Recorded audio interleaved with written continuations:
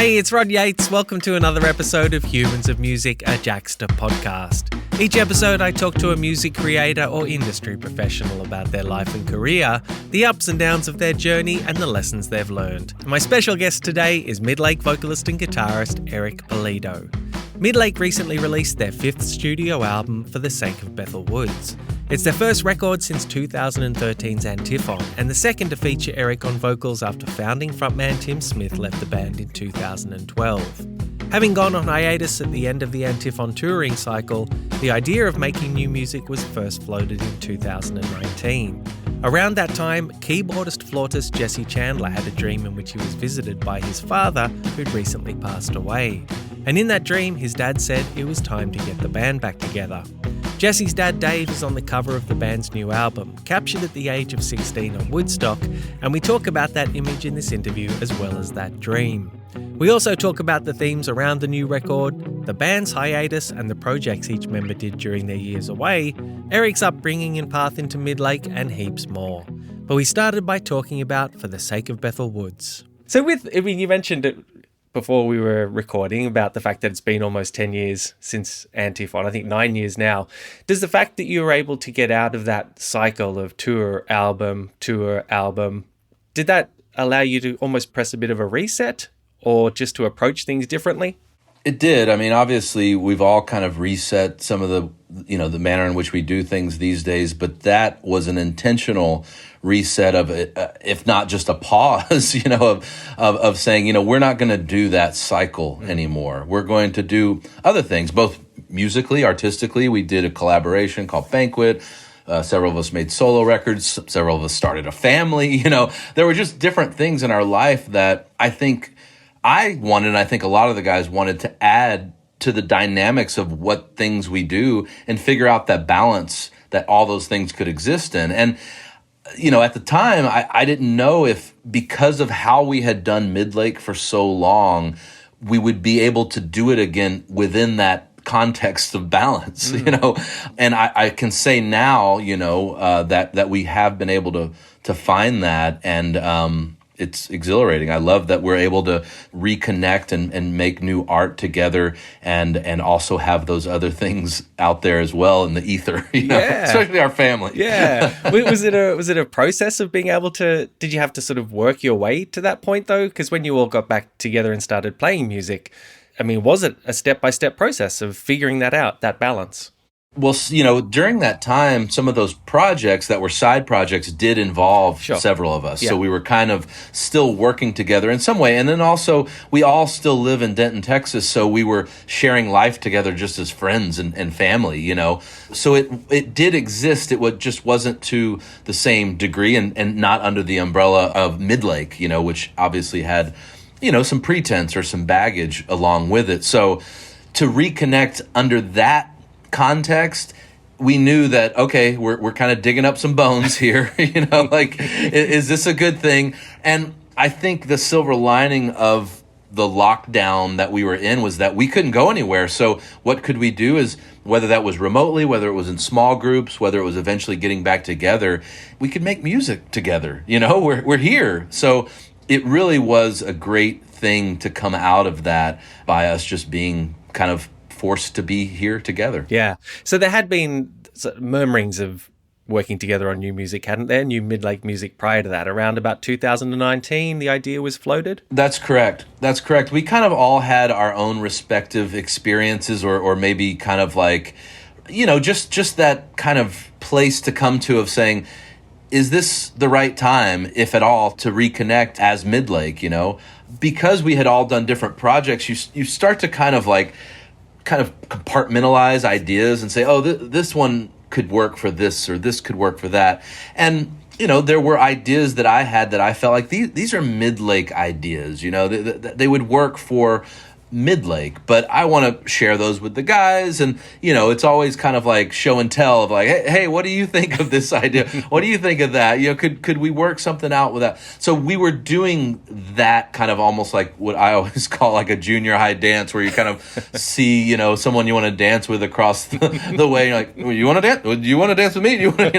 And so it was really that kind of coy kind of thing during 19, and we just got together and said, look, let's just go to a bar and get together and let's talk and go around the circle and each express how you feel about doing this and what that would need to look like for you. I mean, yeah, there's been a lot of time and like I said, there's baggage there. So we wanted to make sure if we did it, let's do it in a healthy way that everybody enjoys it and it makes sense. It sounds very mature way of dealing with it. Yeah, we're older now. So.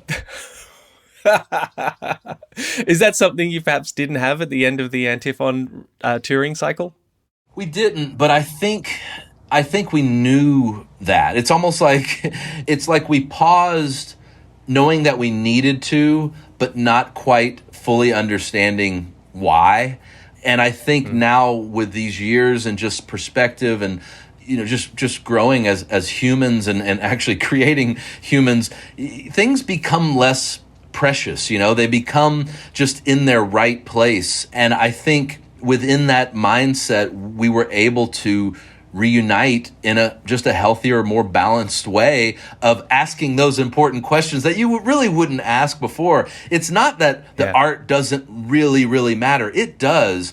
But if it's at the expense of your health or your friendship or just your joy, it's not worth it. Just don't do it. Yeah, which is a great perspective, a great place to get to. Agreed. With the another key moment seems to have been the dream that came to Jesse from the vision that he saw in his dream of his late father saying, you should get the band back together.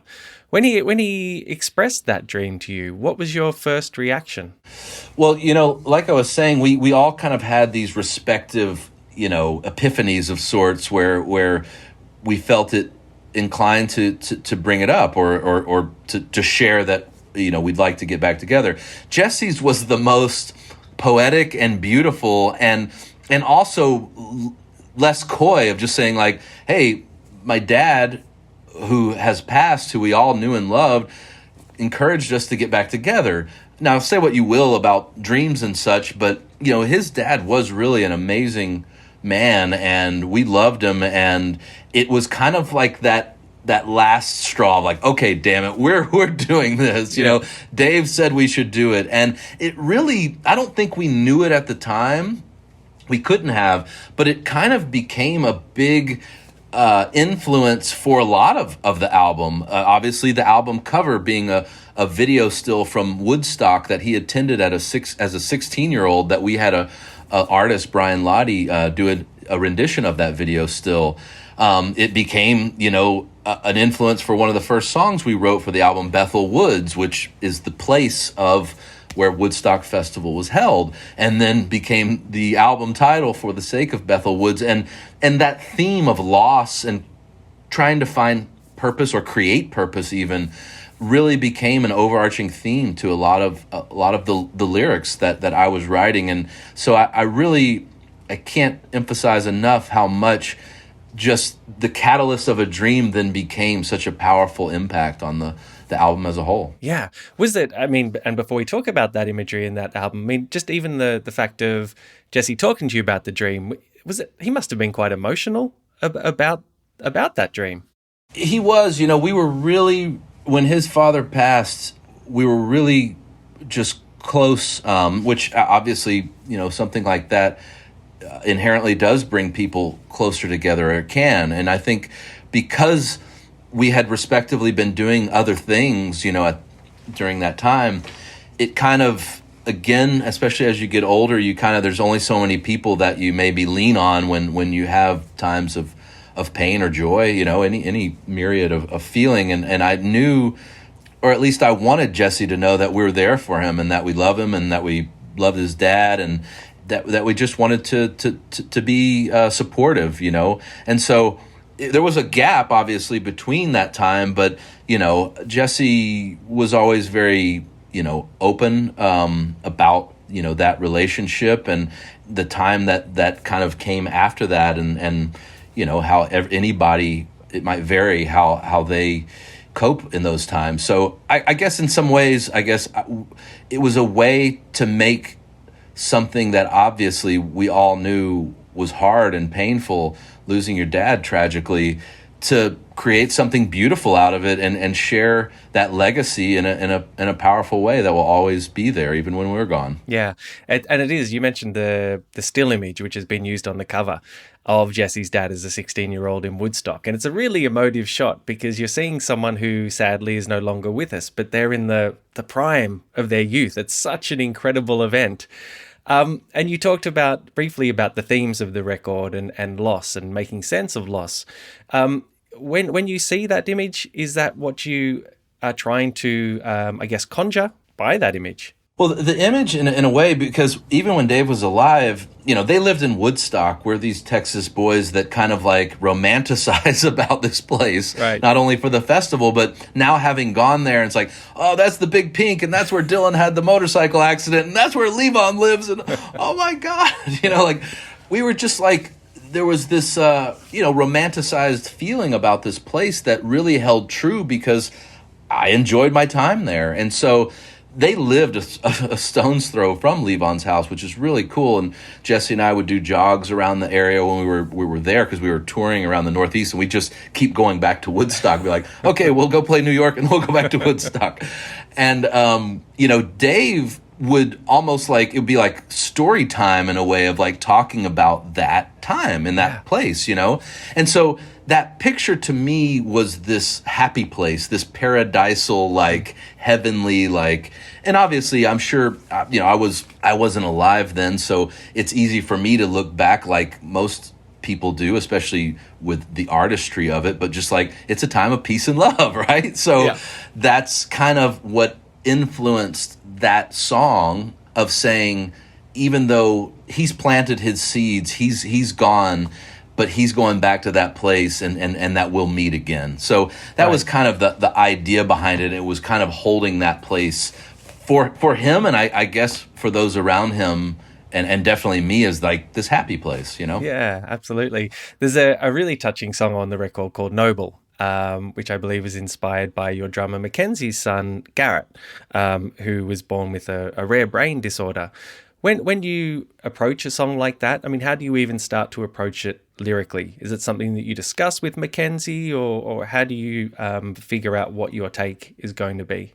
Yeah, that's a good question because it really wasn't planned at all. It's just, we're living life simultaneously as we're, making this album and recording and writing, because there was a whole year of just kind of demoing, for the lack of a better term, in 2020, and I would have musical and just full song ideas that then would bring to the guys, and they would obviously make much stronger and better than we developed, but they also had musical ideas that then I would be charged with kind of writing lyrics and melody to. And that was one that we were at Mackenzie and Joey's, they have a studio called Redwood, and Jesse was like, hey, I just have this piano idea and just going to share it with you guys. Let's press record. He's in the room recording the piano. I'm actually in the control room just listening.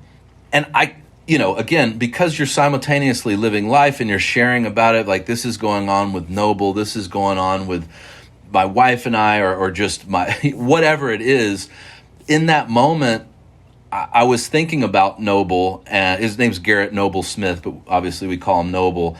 And, when those chords were going along, the melody and the lyric "Oh to be noble" came to me, and so I got my phone out like I'm doing now here, and I recorded just that melody, that little riff, but I didn't want the guys to hear it. I was kind of getting a little emotional, and I was like, okay, I'll put that aside, and I'm like, yeah, could you guys send me that progression? I'm going to work on it at home. And I did, and to your point and question, after I kind of finished the idea, I shared it just with Mackenzie, and I said, hey, look, I was just moved and inspired to write this song for you and for Noble. If you don't think it's a Midlake idea, totally cool. It's just for you. We could do whatever you want with it, And he was like, oh, wow, I'd love for that to be a Midlake song. And then I shared it with the guys, and it kind of became a song that we wanted to put on the record, but now it's almost like, especially now playing the song live and getting to share a little bit about Noble, it's given more purpose to even the existence of why we do what we do. It's like, of course, I love to travel, I love to play music and share music, but to share a little bit of a personal aspect and just a little bit of just the heart behind a song. I think Midlake has kind of historically been a little bit, ambiguous or metaphorical at times about things. And I think a song like this, which is the namesake, is who it's about, but yet hopefully people can relate however they want to, but I don't want them to not know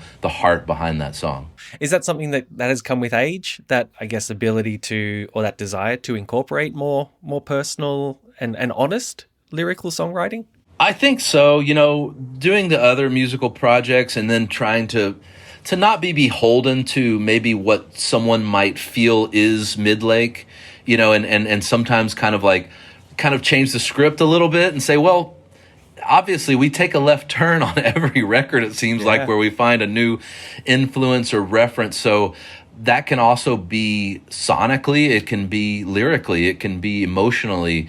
I hope that there's always a thread that is, quote, kind of Midlake, but I thought it important to just be a little more transparent, whether that's with age or just with not caring as much. I thought it should be there, because I will say from the beginning, we've always tried to do what we feel is honest and authentic. And if that's being entrenched in British folk, then that's what we're listening to. It's going to come out in a record. I just think after the couple years plus that we've had, it's hard not to share a little bit about, what's going on inside here in your heart and in your head, and that to come out on the page, and not for it to be a puzzle that you have to solve fully.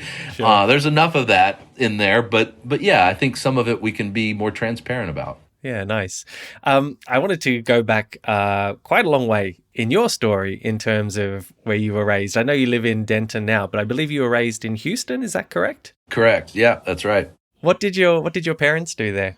So my mom was a paramedic, and my dad was a landman for an oil and gas company. And they actually divorced at a young age, but they both lived in the same neighborhood. We lived on kind of the far northwest side of Houston. Like, when you live in Houston, you could live an hour away from someone and be like, oh, I live in Houston too. It's like, yeah, but you kind of live in this suburb and on this side, and I live in this suburb on this side. So yeah, it was just a normal kind of suburbia kind of upbringing there, and it actually is Jersey Village is the suburb that I grew up in, but on the northwest side of Houston. And were you living with your mum more or your dad more, or? Yeah, I lived with my mom, but like I said, my dad lived in the same neighborhood, so we would see him all the time. It was good. Okay. Were they musically inclined in any way? They were not at all, really, outside of like just really being into like music trivia and like playing. We had this disc jockey, Casey Kasem, who was like, had this top 40 show, and it would come on and my dad would quiz me like, who's this? It's like, it's Boston. Like, and so I, at an early age, I had this affinity and love for music. It wasn't really until it was actually my step grandmother, my stepdad's mom, would come over and babysit for us, and we had this piano in the house that was almost like a furniture piece that just kind of sat there. I'm like, hey, what's that thing do? And she started bringing over music books that were just like, starter, like entry-level piano books. And I would learn how to read that music and play these very simple songs. And I'm like, I want to learn the theme to Cheers. Boom, And so that was my first like hands really on a musical instrument. And I played like trumpet or cornet, in middle school. And then around that time as well, I got a guitar, and my buddy was taking lessons, and I would go over to his house after he had his lesson that he had paid for, and I'd get a free lesson from him of learning what he's like, show me Crazy Train. How do you play that? And that was kind of my quick evolution. And then I just I ran with the guitar and honestly was scared to sing for a long, long time. Mackenzie and I met when we were 16. We were playing at a church, believe it or not, together. He obviously played drums, and I just played guitar, but that was when we met. And the rest, as they say, I guess, is history. Yeah. How old were you when you started tinkling on the piano? It probably would have been like, I'm going to say like 11 or 12 years old, maybe. It was just early double digits, somewhere around there. And did you have any interest in music? Were you starting to discover music yourself at that point? I did. I mean, I can still tell you who my music teacher was in elementary school. It was Miss Smith. And I don't remember many of my teachers at that, that age, but I think especially now as a father, it's really important to engage in all types of, I think, just, tactile artistry and just obviously music as a whole.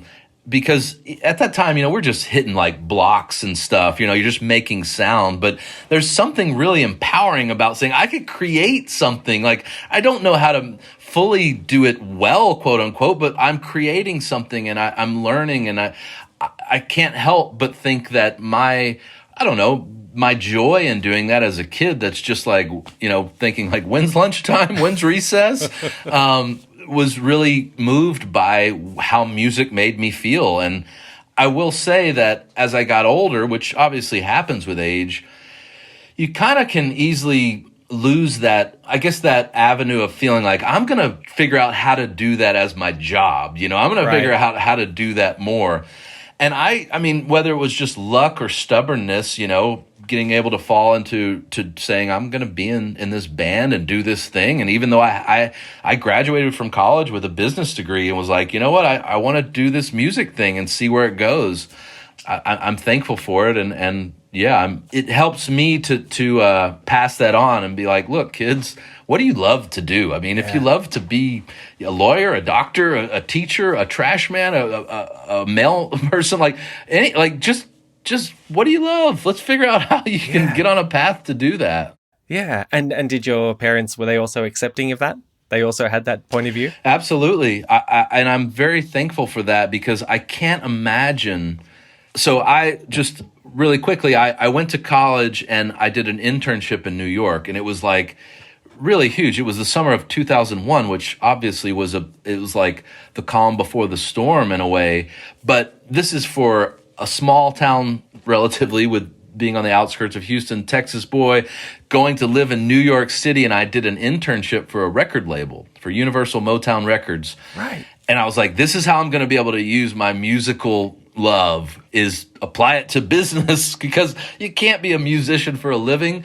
So I did this internship, and I mean, I loved being there in New York. I mean, it's inherent, just the smells, the sights, the art. Obviously, every band that I loved came through. I think I saw Radiohead twice that summer in New York. I saw Bjork, Rufus Wainwright, Roxy Music. It was awesome. It was really cool.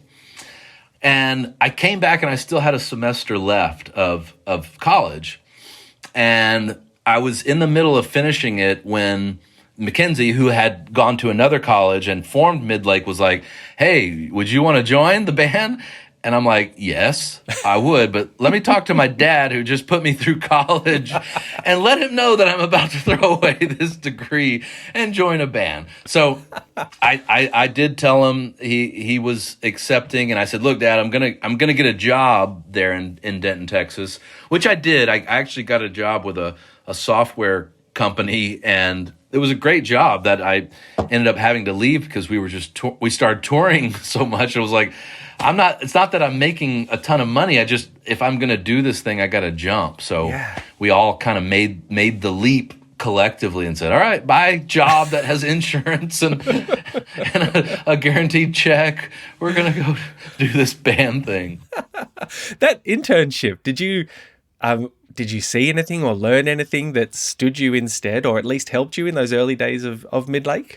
It's a good question. I still have friends that I worked with there as this lowly internship, that they were, let's say executives, but they had legit jobs, that they were so kind to me. But it definitely felt like we were working for a machine that was not the most pretty machine, that maybe wasn't based on, good things, I guess, or at least like things that you would value. Just like, yeah, I think that's a great song. It's like, actually, I don't think that's a good song.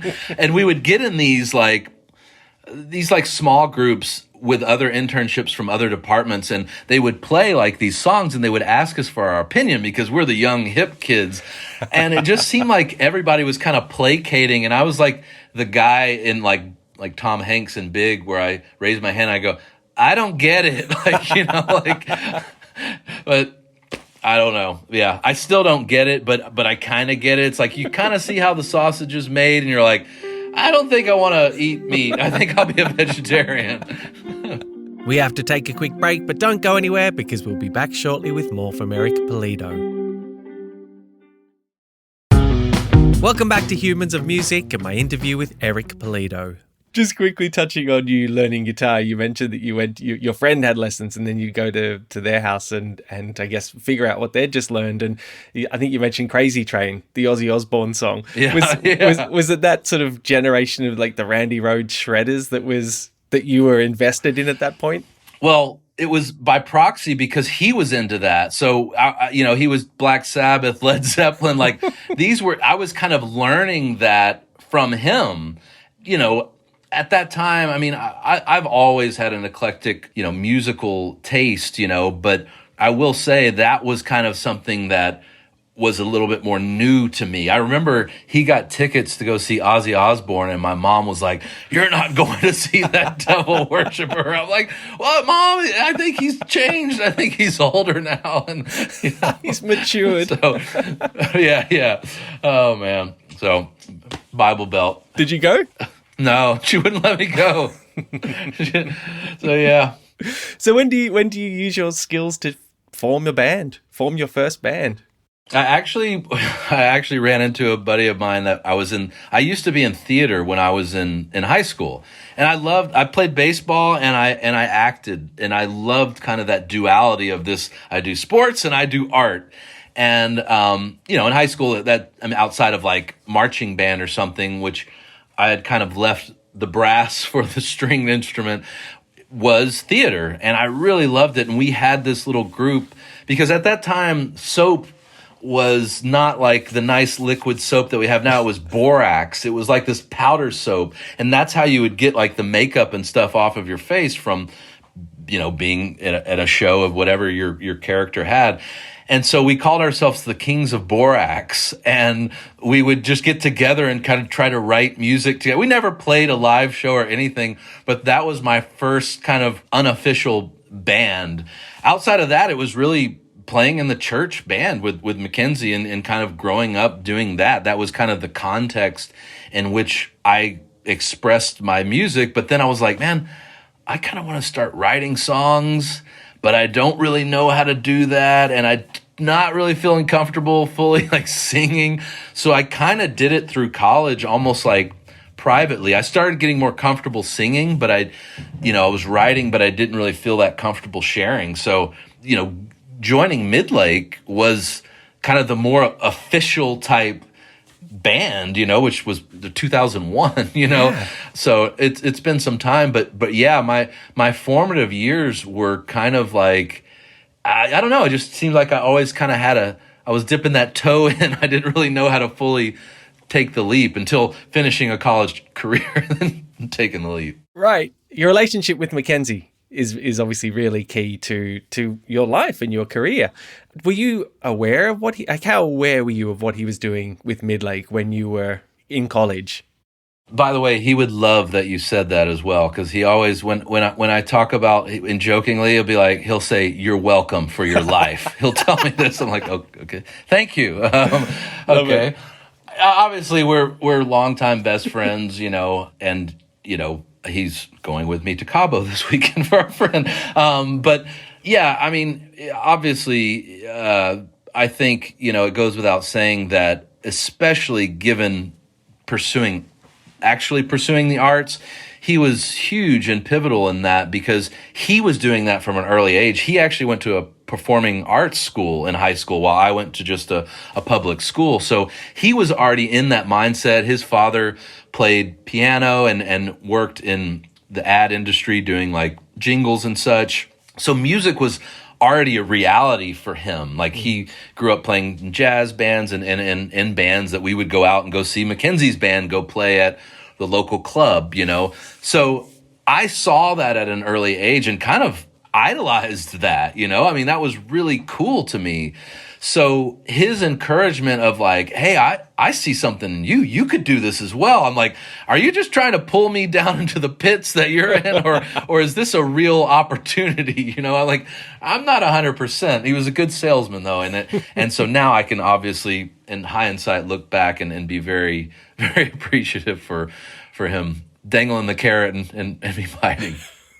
How excited were you then when you have that conversation with your dad? You say that you're going to pursue this band, and you start with the band, and you start getting a bit of momentum. Bamnham and Silvercock comes out in 2004, and all of a sudden you're an actual proper band. How exciting was that period?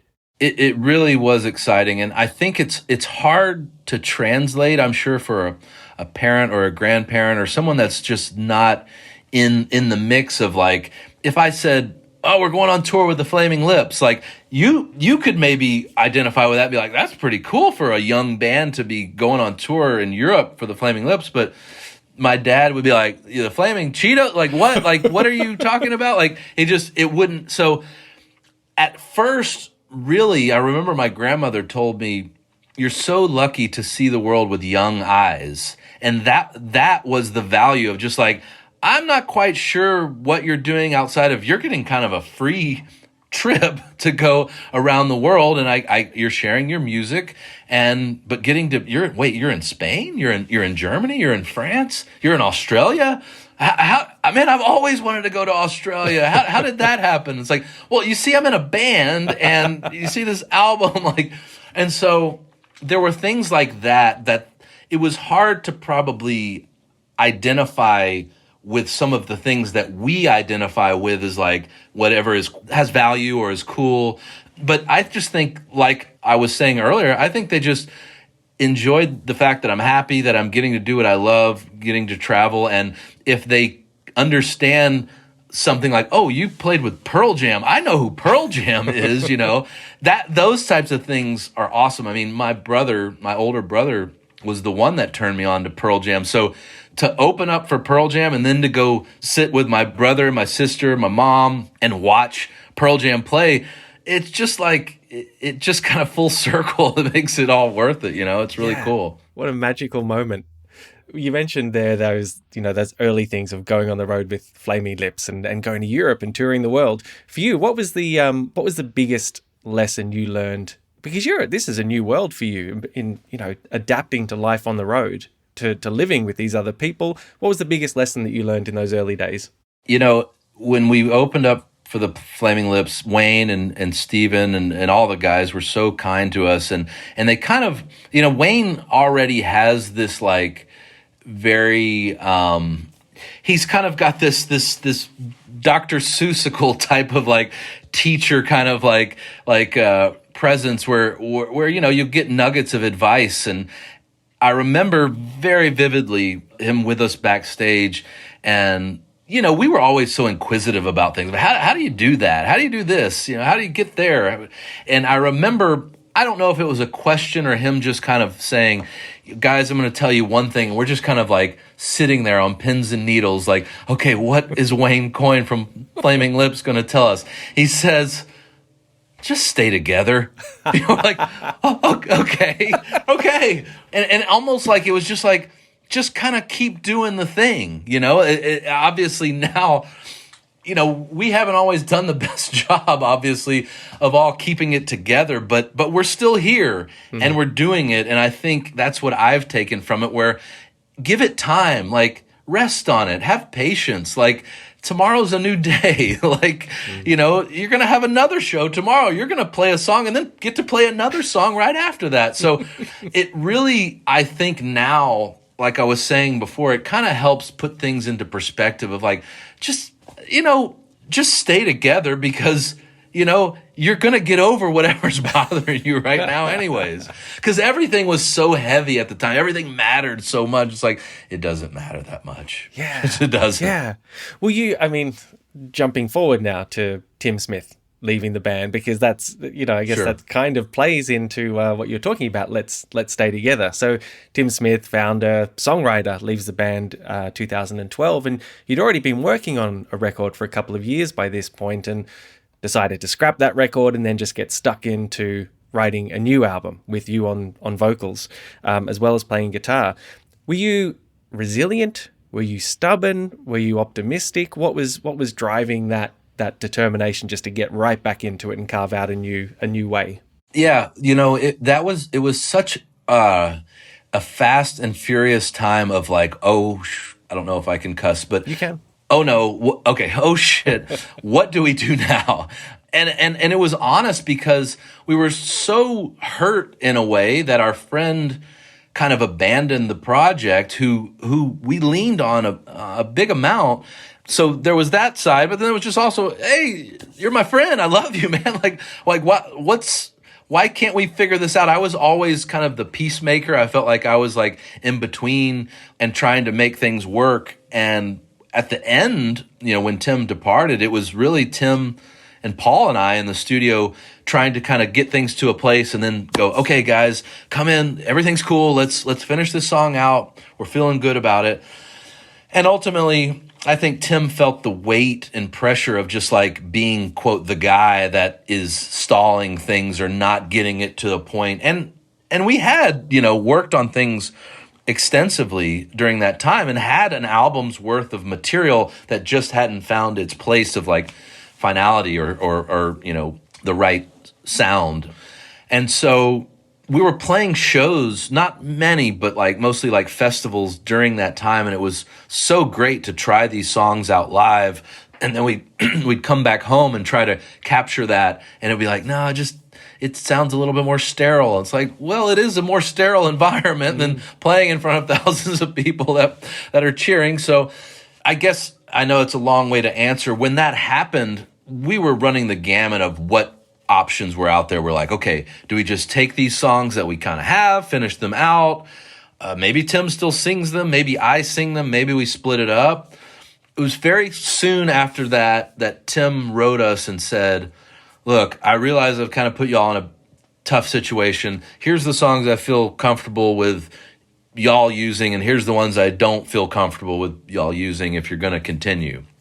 So then for a minute we thought, okay, what if we went and got another singer, like a singer that we love and that knows us? Let's say Fran Healy from Travis comes in and he sings for us for this record. And that was maybe like 24 hours of like that being an option. And then it was like, you know what? Eric has been singing with Tim for this whole time. And I've been standing right next to him, and I'm usually the one talking anyways. So let's just try. I don't know if it's going to work. Let's try for me to do it. And then in that same day, we said, what if we try to do it without these songs that Tim has kind of, for lack of a better term, given us permission to use? Because fuck you, we're not using that material if we don't have to, but we might need to use it. So we're not going to say those words.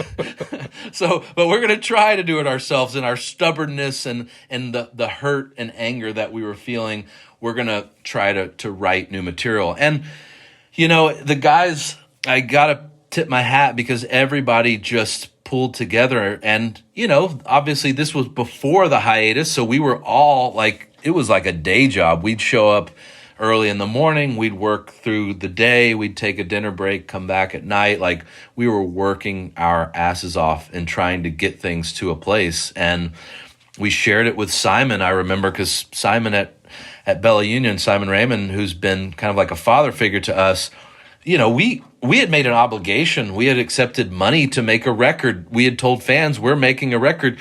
By God, we wanted to make a record, but if Simon didn't like it, that would not be a good thing. And so we shared it with him, and thankfully he was into it, and it started us down this road that obviously has been a slow-paced one in many ways, but I think making Antiphon together and then the time in between has made us come back to Midlake and this record in a much more confident and comfortable place than I think we've ever been. Nice. That moment of showing those songs to Simon, did you have your heart in your mouth? A lot relied on that reaction. Yeah, because we value his opinion so much, and he's very honest too when he doesn't like something. So yeah, we were really, on pins and needles waiting to hear back from him. He was actually about to get married in Carmel, and Paul and I had actually gone out there to go attend his wedding, and I remember being with him there and talking about it, and just, obviously it's beautiful on the West Coast. It's a great time of him getting married, and his boys are there, and we're like, are we still your boys? Like, are we still with the record label? It's funny, even after Bamdan and Slivercork, because it kind of flew under the radar as well. I remember at that time we were all working day jobs still, and especially Mackenzie and I, we were very, active on AOL Instant Messenger. It was all about Messenger, of like, now we have chat groups and texts and whatnot. Yep. But it was all about Messenger, and we'd be like, "Hey Simon, you there? Are we still on the record label?" He's like, "Yeah, you're still. How's the second album coming?" I was like, "Well, we're gonna call it Van Occupanther." Like, what? What's that mean? So, anyways, right. So when you release Antiphon, and it's really warmly received by fans and critics alike, was that vindicating? It was, in some ways. It was just I didn't know, and I was not shy about sharing, about Tim's departure, about how I felt about that. As much as I didn't mind it being about Tim, I didn't want it to all be about Tim, because we were also trying to create something new. And so I was actually pleasantly surprised with how little it became a comparison. We obviously played songs from the discography because we wanted to pay homage to those songs, and share those with people and have them sing along as well. We're a part of those songs, even though he was a part of it in a big, big way. We still wanted that to be there. And I feel like, whether it's what we said, what we translated live, I feel like it was like kind of understood, and it was like we kind of got the thumbs up, like, I get it, there's a past and there's a present, and we're going to celebrate both. Yeah. Not easy to navigate. Like, not many bands have managed to do that. It hasn't been, or it wasn't, but again, I have to give it to our fans. It was very few and far between where I felt like, even in jest, that there was any reference to the fact that we're missing a piece of the puzzle here from our past, Yeah. So then you finish that touring cycle and you decide to take the break, and the break becomes a very big break. How did you settle into life without Midlake? I know you've had solo projects, you've obviously had the Banquet project as well, but just in that initial phase, once you came off the road and all decided, all right, we're going to take a break, how did you settle back into normal life?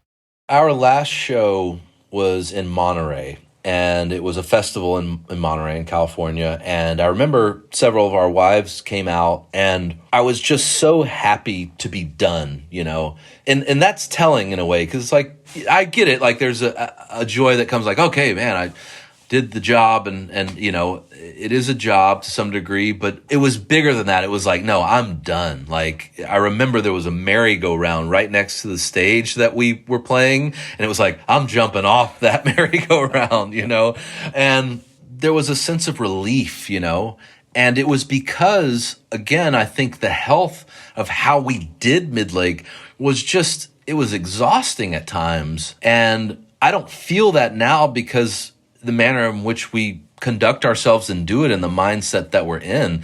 But I felt good because I wanted to pursue those other things. And I realized they're not Midlake, and it's harder. I know now more than ever, like, it's hard to start a new thing and be like, hey, this is my solo record, check it out. And be like, huh? Who? What? Go do the Midlake thing. That kind of was, But it was for me in a lot of ways too, there were things I wanted to say and do, and I enjoyed the opportunity to do that. So I've always enjoyed being home, investing in just the family and the amazing community and town that we have here. We own a bar together, us Midlake guys. Yeah. And so, yeah, there's, it's a good place to be, to where now I feel like I can more enjoy kind of the duality, or that kind of, I guess, just both sides of the spectrum. Sure. That experience of doing Banquet, which was your project with Fran Healy from Travis and Alex Capranos from Franz Ferdinand, Ben Bridwell from Band of Horses, and Jason Little from Grandaddy. What did you learn anything from that, just from seeing how these other people operate up close? And have you then been able to take that back into Midlake? Yeah, I don't think I realized beforehand that, these people that I admire and to some degree know personally could be a different beast when you get into a studio with them or try to co-create. And so I think some of them were less precious about it, but I think all of us kind of became more collaborative in mindset, where it's like, I know how you might kind of be in your own band. And in this band, you could be that way as well, but we're also willing to be as little or as extensively involved in the production and the writing and obviously recording. And so it was neat to just be able to be sidemen in a way, which I actually, in many ways, feel very comfortable doing as well. And we've done that, where we've now played with John Grant or backed Rufus Wainwright. We did some stuff with Beth Orton and obviously with Jason from Grandaddy, in the collaborative sense as well with Banquet, with all of the guys. I don't think folks in our genre collaborate enough. Like, it's a very common thing in a lot of genres, and I just found it as something that I want to do more. I love playing with other artists because I think there's an inherent, like we talked about, kind of a pretense and some type of baggage that can come with the thing. And when you do it in a different context or with different people, it kind of strips that away. And it's be like, this is just some fun thing that we're going to do. It's kind of for us. I hope you like it too, Right. So that gives you that perspective, that helped you form that perspective around Midlake, that experience. Absolutely, because at the time with Midlake, before we did Banquet, it had lost that aspect to a great degree. And so I can't speak for the other guys that, did the Banquet album and obviously did some shows together, but I'd be willing to bet that they agreed. Like, there was something kind of like, hey, I'm kind of not necessarily like cheating on my band, but just like, I'm going to go, do this other fun thing because we also, on top of the songs that they did on the album, we always threw in like a couple of their band hits. So, to play Take Me Out at a small club in London, with us being the back, I mean, that's kind of cool, right?